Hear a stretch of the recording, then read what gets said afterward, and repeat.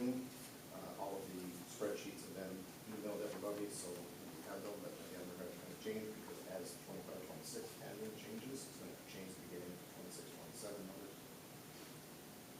You've received a squad summary as well. Number 5, I'm going to be working on the AUD for the joint rec due by next Friday. Number 6, through the close of business on the 20th, we've collected $6.2 million, approximately 80% of the total warrant for taxes of $7.8 million. We're approximately 80% last year, same time, so I'm running right along the same. Number 7, due to many years of inactivity, I'm going to close out the first-time home buyer account that's being held with the community bank and move the funds to the MET bank, where it will become part of the pool money market account. There hasn't been activity since I started here back in 2017. I believe, I tried to go back quite some time ago, I tried to go back years and see what I think it was back when you loaned out money for first-time home buyers and collected interest. Again, I don't have much detail because it was the old system, so it's whatever money's there sitting as ours. But I think it's every 2 years because there's no activity. It goes dormant. I have to jump through hoops to get it to reactivate. So I'm just going to move over every 2 days, so we don't do that anymore. Number 8, mortgage tax was received June 18th for $22,740, which was up from $18,520 the same period last year. This is accrued back to 5/31 to count at the 25-26 revenue. And number 8, bond payment was made June 1st for the Center Street Parker sewer line bonds for $40,000 principal and $69.31 in interest. This bond is going to be set to pay full in 2033. Down to the action items. The first one here is the request to use $7,000 from the general fund contingency account to move to the general fund publicity account for the purchase of the Christmas decorations. Entertain a motion. Moved by trustee Pete, second. Second by trustee Broad. All those in favor? Aye. Opposed? Motion carried. And then is this the second type of budget ones, or is this separate? I would think that we should separate, like instead of adopt them all at once. Correct. Well, no, you have a separate item on the agenda for this. This is. No, this Okay. is it. All right, so we're going to be doing the amendments to transfer for 25-26 to clean up the overages of budget. Entertain a motion. So. Moved by trustee Simpson, second. Second. Second by trustee Broad. All those in favor? Aye. Opposed? Motion carried. Well, No, we're going to No. vote on it. Oh, we're going to vote on each one? Well, not each line, but each fund. Okay. We usually go by fund by fund. yeah. All right, which fund was our first one? General fund. General fund, so that was the general fund that we did. Well, I didn't. Here, let's What? do this. Run us through it, Kevin. That's going to get started with. There was $409,739.70 overage in the general fund accounts that I used the listed account numbers to cover, whether it was decreasing in expense or if there's three of them that I used revenue to offset because one of them was the ambulance charges, which again, keep it segregated, keep them all in line. The second one was the Arconic reimbursement for the Grass River Gauge. That's just in and out. We get billed for it, we pay the bill, we turn around and go Arconic, and they pay us. So it's not budgeted for because it's zero impact. So I use the revenue to cover that one. And same thing again with the revenue from ambulance charges to cover remainder. So I'll entertain a motion for that budget transfer in the general fund. Moved by trustee Pete, second. Second. Second by trustee Simpson. All those in favor? Aye. Opposed? Motion carried. Next is the budget transfer for the refuse fund. There was $15,365.93 of overages, and was able to use that amount from the contingency account in that fund to cover it. Entertain a motion for the budget transfer in the refuse fund. So moved. Moved by trustee Simpson, second. Second. second by trustee Broderick. All those in favor? Aye. Opposed? Motion carried. The next account was the water fund, 66,096.43 in overages that was used to cover using the contingent account, as well as a couple other accounts that had excess available. Entertain a motion for the budget transfer to the water fund. So moved. Moved by trustee Broadbent, second. Second. Second by trustee Pease. All those in favor? Aye. Opposed? Motion carried. Next is the sewer fund, had 24,253.49 in overages, and used contingency to cover most of it, and just a little bit from another account to cover it. Entertain a motion for the sewer fund budget transfer. So moved. Moved by trustee Simpson, second. Second. Second by trustee McGinn. All those in favor? Aye. Opposed? Motion carried. Lastly is the joint rec fund. There was 121,982.18 in overages, and I used some insurance money that was not budgeted for, which was also part of the expense, some of why I was over, and a few other revenues to cover what I couldn't use to cover the expenses. 121,000 kind of surprised me that went Yeah. over, but I think there was some of those things that the compressor was not budgeted for that went up. That was Insurance, it's not that was covered under insurance, I think. correct, but that's not an expense. When the insurance comes in, that goes into a revenue account, so the expense is the expense. So between that and the remediation, I think the mold was in one of these accounts. That's why I think your arena 400 account was 71,377. Was that because of that? Those are the two. That one and the equipment, I think, again, which was the 23,077 was the compressor. So that I think is the bulk of why that was so far over. Entertain a motion for the budget transfer for the joint rec fund. So moved. Moved by trustee Broadbent, second. Second. Second by trustee Simpson. All those in favor? Aye. Kevin, Motion carried. can you explain the, what you're talking about again with the use of fund balance and the 15,369 in the general fund? Right. That was, you're including the three source. Resource recovery accrual, which is the billings that have been entered but not paid for yet. So it's actually we're negative 350? Correct. If you take 328,000 of revenue out of that general fund line, which is showing right now as unfavorable 15,269. So how much have we appropriated this year and last year? So last year, to balance the budget, the appropriated fund balance was 478,775.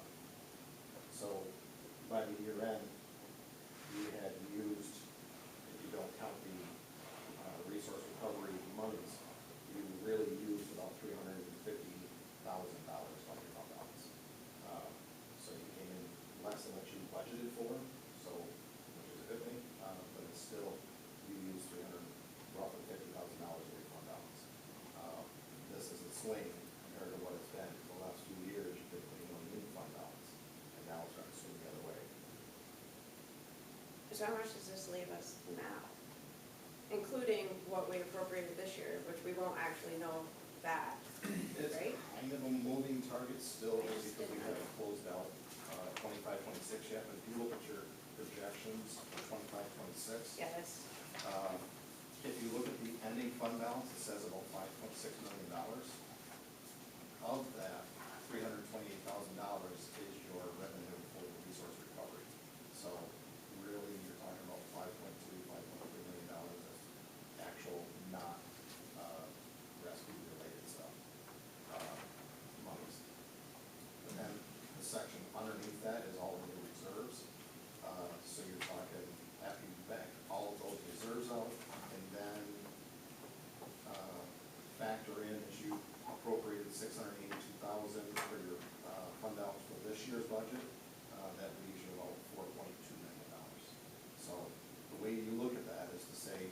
what you expect based on passing the budget for 26, 27, where you expect to be by year end, and you're gonna be expected to be around $4.2 million compared to the 5.2, 5.3 that you're at now. With all of those backing out of the numbers. Sorry. For a few more years, remember that spreadsheet? Yep, I remember you said it's not a sustainable It's path. not sustainable, but you're gonna have to make something, a change to, square that up. But now it's time to start having those discussions. That, Anything else for Kevin? That's all I got. Thanks, sir. Thank you. Thanks, Kevin. Committee reports, code. Walt, welcome. Well, Ken's been gone, there's been some chatter, a little bit of chatter about the process and some the confusion with the process, which Sean is kind of taking the lead on. I'd like to, I mentioned it, and I'd like to join you, like just meet with code. There's just some confusion with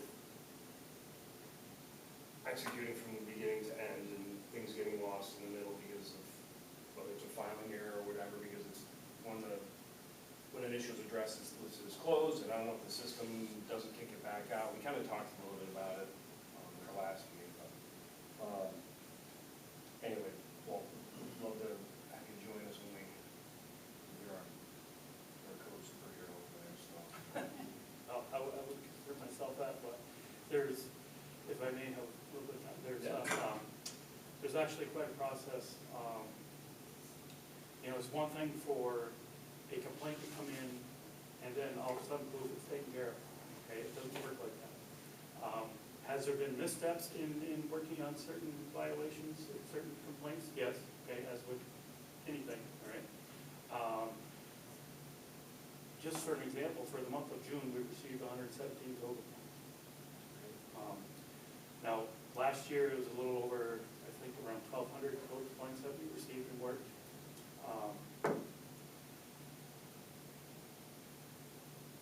I guess the part that's not necessarily questionable, but the variable in it is the individual officer that has to work with it. Each person works a different way, okay? We all obviously follow the same code, okay?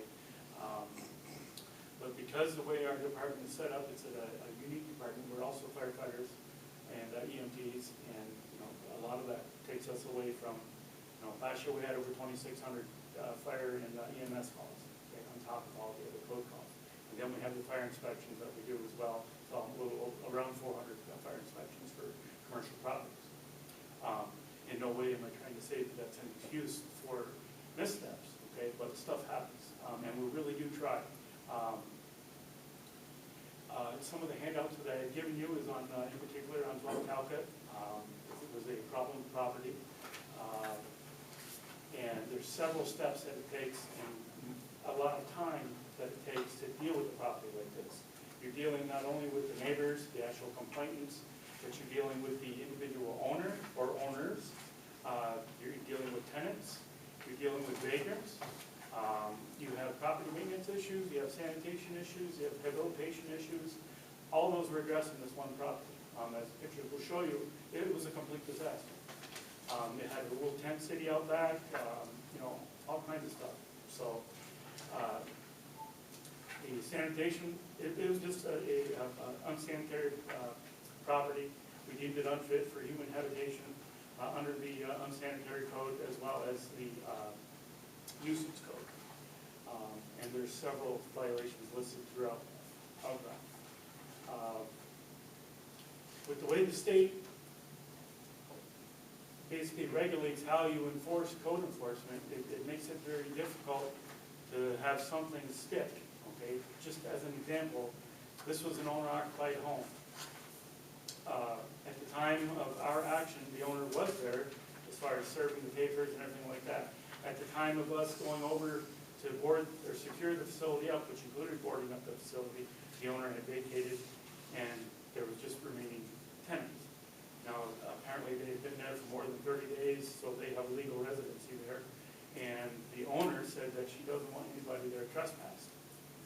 okay, so that ties our hands as well as the police department's hands. But fortunately, this was able to, we were diligent in our actions, and it's still remaining completely boarded up. We had to go revisit the facility, clean it up one more time, and do some reboarding of the garage to secure that more. And there was also an issue of cats, kittens. Okay, there were several throughout the property. So I contacted the Humane Society and worked with Heidi, and we were able to, the neighbor was so thrilled that we did what we did. She volunteered to catch all the cats and bring them down to the Humane Society, and that worked out. The response we've had from the neighborhood is obviously a pleasant one. No neighborhood should have to go through things of that nature, but sometimes everything falls in place and we're able to do the proper action.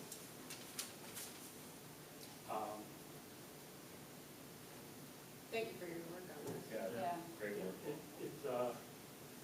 The things that fall through the cracks, if you will, we try to work on that. It's an everyday process.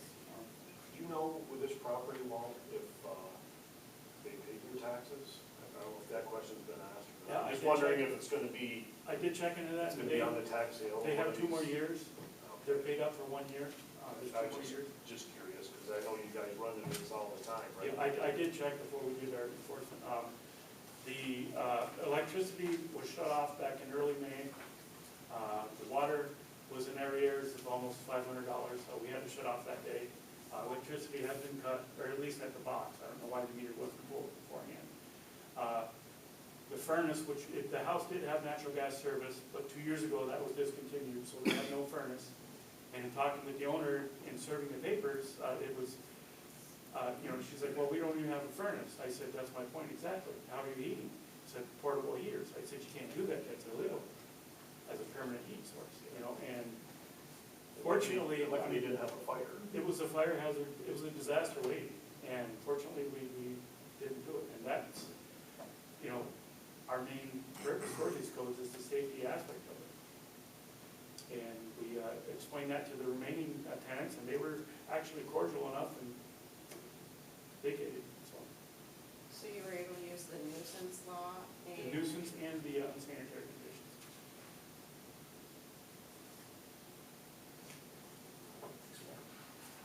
Would it have met the criteria for a different code as well? Like, I'm wondering how, because there's so many different, there's unsafe property in the code book, there's nuisance, there's Yeah, various you see, things. with the state of New York, to actually come in and come in and say, we condemn the facility, the building, you can't come in here, we can't do that. What we can do is, what we do now is, we put a placard up saying it's unsafe, unfit, basically entering at your own risk, or you're not allowed to enter unless you're coming in to, fix the code violations and bring it up to date to code. Thank you. Anything else in code? We're still waiting for bids on the tear down on King Street.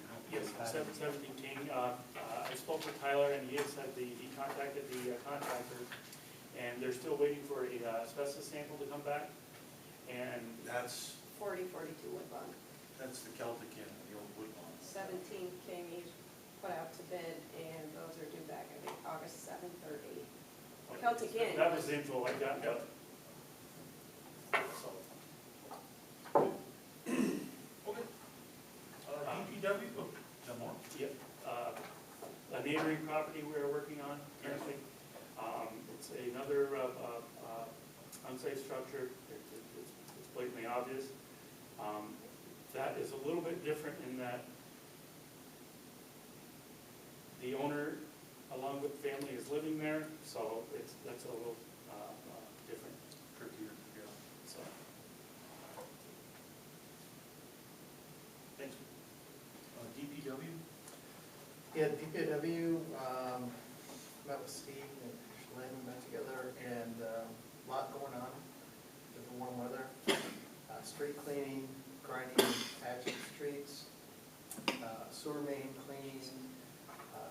patching of sewer mains, placing bricks at the school, on the sidewalk at the school business. We started work on Nightingale Ave, Westwood Drive, and Prospect Park. Nightingale was to receive, first, should have been today, right, Steve? Yep.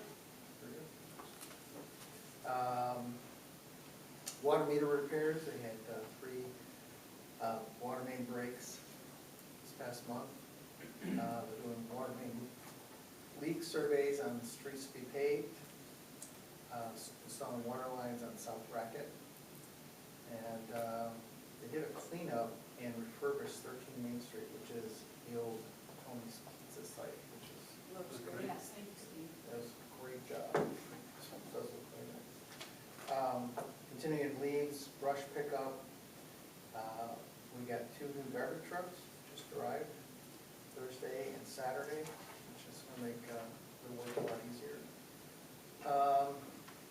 And lastly, there are some little, put these out, and if anybody wants them, I'll just read it. It says, from Steve, it says, I would like to encourage residents to sign up for email, text alerts, and reminders on the village website. It's free. By subscribing, you'll receive updates on garbage and holiday schedule, road construction, road closures, public safety notifications, oil water notices, and water interruptions. So the website's right there. Just go to Department of Public Works and choose village. Thanks, Steve. One other thing, we had a request for a sign for a trolley in the area. Yeah, anyone have a problem putting that up? He definitely gets a chance to fix that quick. Thank you.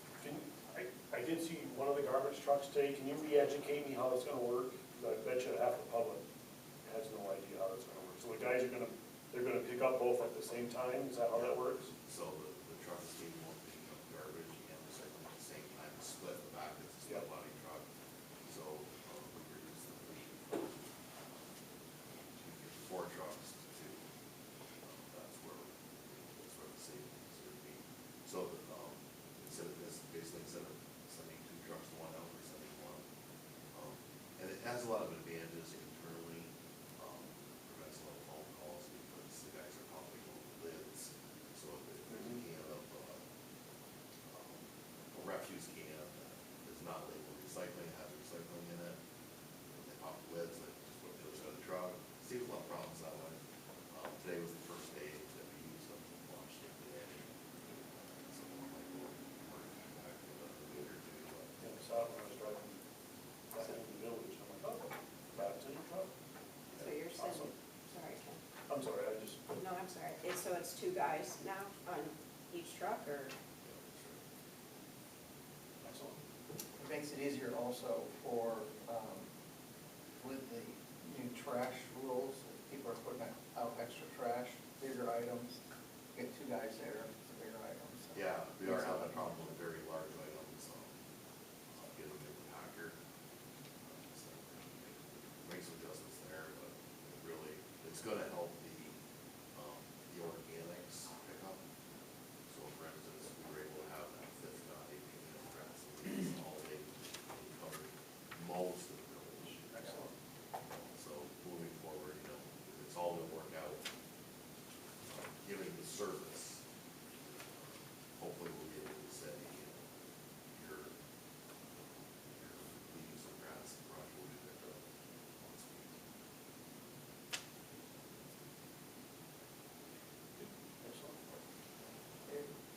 Economic development, So we had Red, White, and Boom on the 2nd of July. Overall was a success, couple of snafus, but that was the first event. Overall positive feedback, everybody was really pleased with the fireworks, and has requested that we have them again at that location next year. And now we're on to planning for Fall Fest. The 4th annual is scheduled for October 17th. There's a 90s member reunion planned for this Friday, Saturday, and Sunday.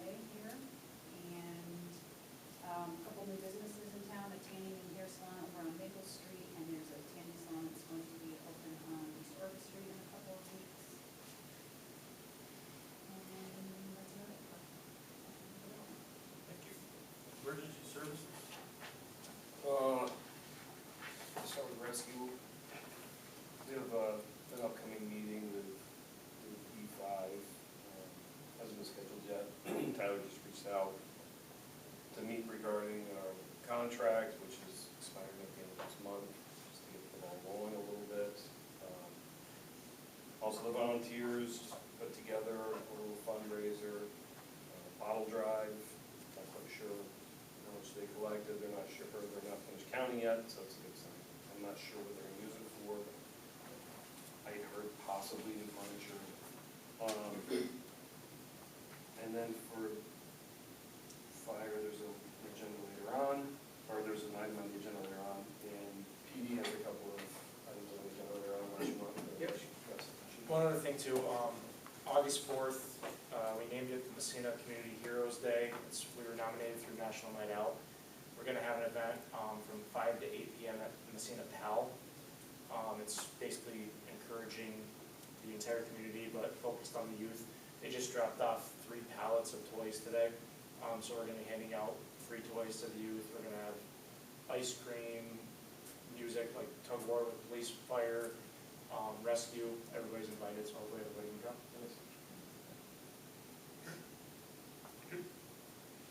Employee contracts, insurance, we've got our quotes for our retiree insurance, and as you guys saw, it's getting really expensive.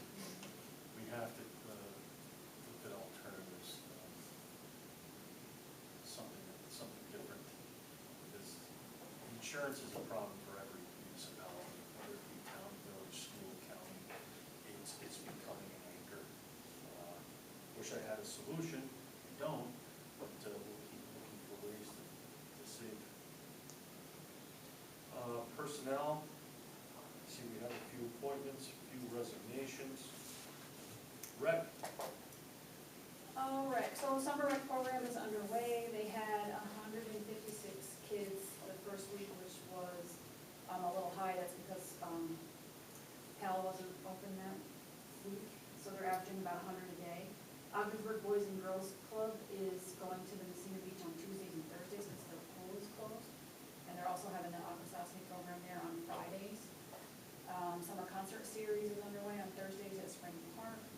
They had their frog jumping contest on the 16th. They are taking a trip to Calypso in August. And this past weekend, they had their annual breast cancer softball tournament with approximately 60 teams. And right now, they're doing their late youth soccer signups. Right now, they have approximately 400 kids registered for that.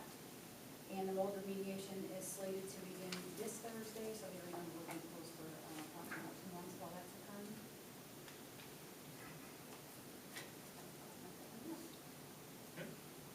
good, thank you.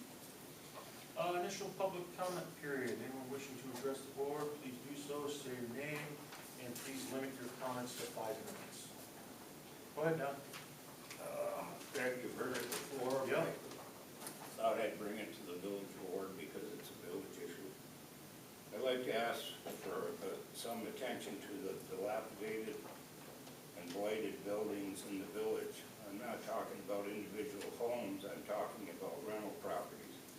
I can understand homeowners that can't afford to fix up their properties, but there are uncaring apartment owners that think of only making money and not caring about how their properties look. Broken windows boarded up with plywood for years. I'll give you an example. If you go over Sycus and look at what we refer to as Sycus Palace, the big apartment building, there's a 5x5 sheet of plywood that's been on that end of the building covering up the window for 6 or 7 years, and the plywood is starting to laminate. Siding coming off, nothing done about it. Lawns not mowed, accumulation of junk and unregistered vehicles, which incidentally, 5 years ago, I turned it into code enforcement over on Popple Street, just up Liberty. There used to be a taxi stand there. There's 7 unregistered vehicles. I turned in a few months ago, but I turned it in 5 years ago, and they're still there. There are roofs with mixtures of colored shingles as well as different colored siding, and I don't mean this wall is this color and this wall is interspersed. It looks like crazy. Bags of garbage set up to the curb in plastic bags, not in garbage cans. And in some cases, I'm talking 15, 20 bags of garbage in some of these larger apartments. And they don't do village pickup, they got their own private contractor. And I've seen them put the garbage out a week and a half before it's gonna get picked up. So by the time it gets picked up, the critters have got it all over the street or the wind has dispersed it.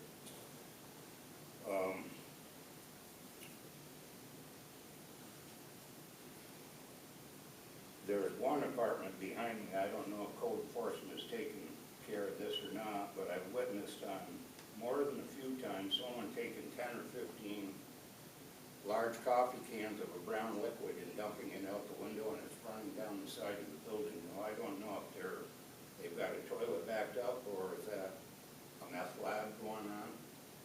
Code enforcement has told me they'd take care of this some time ago. I have an apartment building in my neighborhood that has all the issues mentioned earlier. They rent to parolees, probationers, alcoholics, drug addicts, sex offenders, and those with mental health issues. This alone blights a neighborhood. To add to the look of these properties, those neighborhoods don't get, my neighborhood doesn't get many trick-or-treaters because parents don't want their kids in these neighborhoods. I've talked to people renting at another apartment building with multiple units paying $1,000 a month. And this is the one with the multicolored shingles and siding, the soffit's falling off.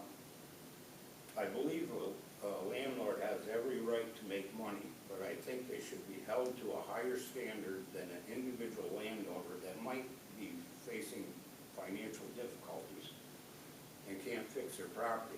Now, if you go down to Richard Street, 3 houses down, a lady had the gable end of her whole house, all the siding came off, which exposes the old asbestos shingles on the side of the building. She said she's turned it into to her landlord, and that's been a couple months, and nothing's going to be getting done about it, and I don't think anything's going to be done. But I think there should be a law in this book that if you intend to make money off a property, you don't blight the neighborhoods. Now, I've had it suggested to me that I should go for a tax reassessment. I hate to do that because you depend on our tax dollars to keep this town running. And if everybody that has stopped at my house in the last month and complained about properties in that side of town, if everybody got a reassessment, you'd be losing a lot of money. Now, on Center Street, there's at least 2 properties that are burned out. And once again, boarded up, looks real nice. But the one property, I think it's 233 Center, it's right next to Sycus apartment building, that was burned out, I don't know how long ago. My wife and I walked the dog by there, there's cats, there's kittens, there's woodchucks in there. Now, one of the neighbors got a little bit creative, but he went and got a heart trap, and he trapped up the woodchucks, but he took them down and dropped them in my yard, practically. But the construction debris that flies off of that burned out building when it gets windy, I've had to pick a full length of siding off the road and chuck it back in the property.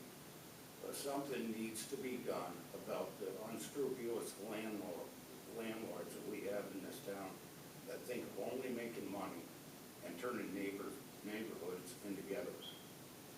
And that's all I got to say on that issue, and I thank you for your attention to that. Thanks, Don.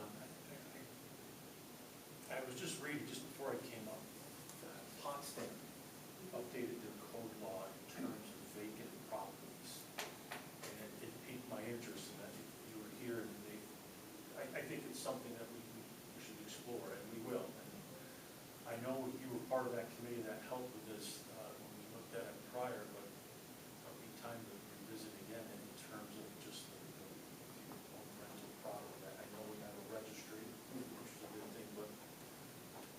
as you said, this year has been especially crazy. You know, I can understand, like they say, an individual landowner, you can't make them take care of their property, but I think somebody making money off of it should. And incidentally, I have one other question for you. How many businesses downtown here can put up a sign and say, these 3 parking spots are mine, everybody else stays off? Is that allowable? On Main Street itself? Any street in Massena? Go over to the corner convenience, the old Charlie store. They got signs up there that this is only for our customers. Well, I had words with them. I says, my tax dollars put that parking lot in there. They pave it, they maintain it, snow removal. But I gotta look at a sign that says, you don't park there unless you're doing business with me. And that kind of burns me a little bit. No, As that's- well as the old, next to the bait shop over there, where they used to have a tire business, Mohawk territory. That burns me every time I go by that, and I know that it seems though the government's afraid of the Native Americans, but I'm getting a little tired of getting my nose rubbed in it that I'm on their property. Well, I think the last action taken by the federal authorities kind of put that to rest. They want to have the sign saying that, so we have freedom of speech. But in terms of the parking spaces, no, they can't do that, not on public streets. Well, something should be done about that, because that's another business in town that isn't collecting taxes. Well, they pay their property taxes. But property taxes, how about they're good? About sales tax, I don't know, like I've said before, the phrase I use, that's a step above my pay grade. If New York State wants to let a business not pay sales tax, that's on them. Unfortunately, that's on them, but that's out of our control. Well, I would beg you to get something in line about doing something about the people that are making piles of money. That one building that I talked about is over behind the Chrysler garage, and I don't know if there's 6, 8, or 10 apartments, getting $1,000 a month. You tell me the guy can't put on siding or roof. They got a chimney that goes up through the soffit, and the soffit's about rotted out. So the wall behind it is probably rotted. But he's making $1,000 a month, he's happy, but his neighbors aren't too happy when they gotta turn around and look at that building. I thank you for your attention to the matter. Thanks a lot, Dan. Appreciate Take care. it. Anyone else? We have no other old business. Also, we're on to new business. First up, entertain a motion for authorization to canvass for a senior motor equipment operator. Moved by trustee Pete, second. Second. Second by trustee Broadbeck. All those in favor?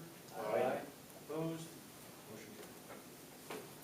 Next up, entertain a motion to accept the resignation of Joel Grigg from the village planning board. Moved by trustee Simpson, second. Second. Second by trustee McCown. All those in favor? Aye. Opposed? Motion carried. Thank you to Joel for his many years of doing that. I haven't been able to find anybody yet for that. I think we have don't we have a spot on the zoning also? One on the zoning, now one on the plan.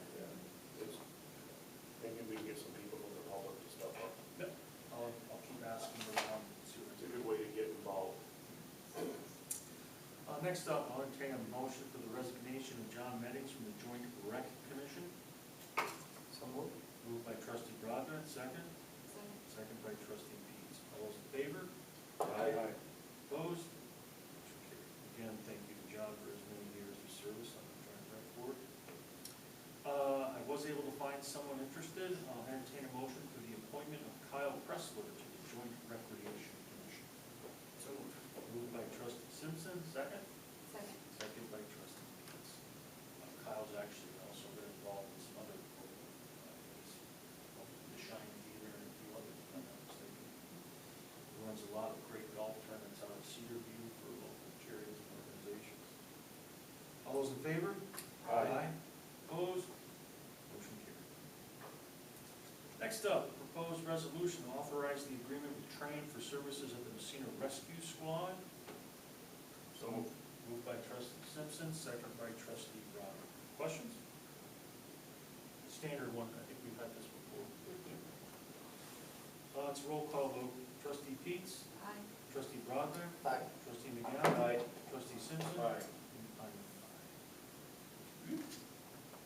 Next up, I'll entertain a motion for the authorization to submit New York State Water Infrastructure Improvement Grant application for the wastewater treatment plant improvement project. So moved. Moved by trustee Brodman, second. Second. Second by trustee Simpson. Again, looking for help in terms of our improvements to the facility. What's the percentage the village has to contribute? So I ain't worried about that, it really depends on the grant. We have the ability to basically award combination up to 10 million, you said. combine both grants, those two, like the two grants are in town. Yep. That would be good. So they start. Yes, good start. Let's roll call vote. Trustee Peets? Aye. Trustee Brodman? Aye. Trustee McGowan? Aye. Trustee Simpson? Aye. And I'm an aye. Next up, a proposed resolution, along the same lines, the authorization to submit New York State Water Quality Improvement Project grant for the wastewater treatment plant improvement projects. So Moved by trustee Simpson, second. second. Second by trustee McGowan. Same thing with the combination of the two. It's a roll call vote. Trustee Peets? Aye. Trustee Brodman? Aye. Trustee McGowan? Aye. Trustee Simpson? Aye. You guys. Next up, I need a motion for the authorization to, for emergency roof repairs at the Massena Fire Department with Elmer W. Davis Roofing at the wind incident. So, Moved by trustee Simpson, second. Second. Second by trustee McGowan. All's in favor? Aye. Opposed? Motion carried. Still waiting to hear more from the New York Power Authority, because that is part of that, so, and they have said that any repairs that we do, like this could be reimbursed for that. Right, so. Next up, I'll entertain a motion for the appointment of Shane Farmer as a motor equipment operator. So moved. Moved by trustee Brodman, second. Second by trustee McGowan. All those in favor? Aye. Opposed? Motion carried. Next up, a proposed resolution to authorize the crossing guard agreement with Massena Central School District. So moved. Moved by trustee Simpson, second. Second. Second by trustee Pitts. It's nothing really changed standard regulatory. Roll call vote, trustee Pitts, Aye. trustee Brodman, Aye. trustee McGowan, Aye. trustee Simpson. Aye. And I'm an aye. I'm sorry, I missed the first and second. Motion. Yeah, sorry, I think it was Chad and David. Yep. Thank you. Sort of beginning a roll here, let's keep moving. Next up, a proposed resolution to authorize the agreement with Massena Central School District for a school resource officer, July 2025, June 2026. Those dates correct? No. It's No? June 2026. They are on the agreement. June 2027. Good catch. So moved. Moved by trustee Simpson, second. Second. Second by trustee McGowan. Just a heads up, the agreement that they signed and passed was not the truly updated one where we defined the legacy costs. So I'll bring that to Mr. Burke's attention. They're aware of what they were, and actually he's just gonna have to sign the one that we're passing tonight. And this is also just for the one. So, when we are able to, we can either basically have the same agreement for the other guy, or just an addendum adding one to this one, whichever one's easier. This is just for, school resource officer. Right, Huh? I have a question. Did we, was this at the request of just the school board? Did they talk to other administrators? How did they determine they needed it, or would like another SRO? School board, School, okay. and in conversations with their administrators. Okay. The administrators are adamant that they want.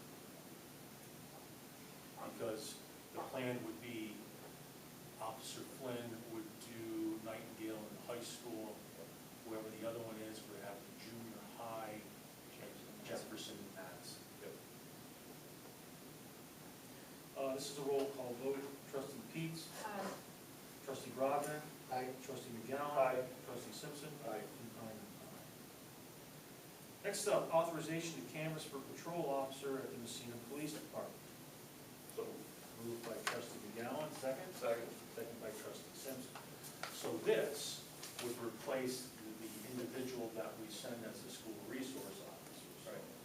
and basically, we break even, we keep our full staff. But it's contingent upon the second It's SRO. contingent upon the second SRO being able to start. So we're really hoping that we get someone set, doesn't need to go to Catalan, so it all just clicks. So, hope. All those in favor? Aye. Opposed? Motion carried. Next up, this is I need a motion to sign this agreement with SUNY Potsdam Center for Community Preparedness. In essence, they help us rewrite our emergency plans, guide us through anything, give us resources if something were to occur. And it's free for the first 3 years. If we want to continue afterwards, then we might have to pay a fee. If not, then we won't. But this is free, I think it's a no-brainer. So I entertain a motion. So moved. Moved by trustee Peets, second. Second? Second by trustee Pike. All those in favor? Aye. Opposed? Motion carried. Monthly reports are in your, voucher warrants. I'd like to enter, do you want to go? Okay. I'd like to enter a motion to accept the voucher warrants signed by trustee Keats and trustee Broadbent. And we are. And Administrator. yes. Second? Second. Second by trustee Keats. All those in favor? Aye. Opposed? Motion carried. The monthly reports are in your Google Drive. Anything to add, anyone? Yes, for fire, and I'd like to add a little bit more for code enforcement if I could. Sure. For fire department, for the month of June, we responded to 202 calls for service, which includes fire EMS service calls. Anything the department was requested for, we responded to, 202 calls. Our new hire, our new candidate, Mr. Drew Johnson, is at the academy right now, doing his EMT basic. That's the first part of his academy adventure. It's a forward program. He's in week number 2 now, and things are going good. Code enforcement, as I said before, we did 117 code complaints for June. 19 building permits were issued, and those were various different ones for electrical upgrades, roofing contract, roofing permits, siding, addition, porches, garages, commercial property upgrades, and so forth.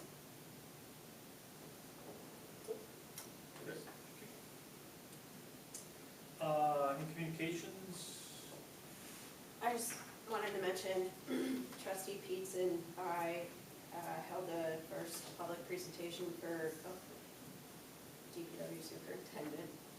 You were there. Steve Daly attended as well, along with approximately 35 other people. I was really happy to see that many there. We shared the draft schematic designs, the tentative schedule for public comments, questions. The presentation and all the related documents are on our website. It's a little tricky to find. It's under village government, and then if you scroll down, you'll see Downtown Revitalization Initiative. There is an online survey as well that will close on Friday, June 24th. And it is also on social media. The Massena in Motion, which is what we're calling our Brownfield Opportunity Area Study grant, is moving forward. We had a kickoff meeting, and we have another meeting and a walking tour next Thursday. Gonna mention one more. go ahead. I watched bits and pieces of the town's board meeting last week, and there was a statement that the village sends the water bills or something. I just wanted to mention that the village sends them. but it's on behalf of the town. They set the fees, they tell us who to create the new accounts for. I know that we've gotten plenty of calls from angry residents wanting to know various things, and they have gotten runarounds, and I just want to make it clear that this is, we're doing on behalf of them. Contractually obligated to sign an agreement to do this. Yes, We don't make their rates. exactly. That's what I was trying to get at. Yeah. Thank you. Closing public comment period, anyone? Okay. I do have a need for an executive session in regards to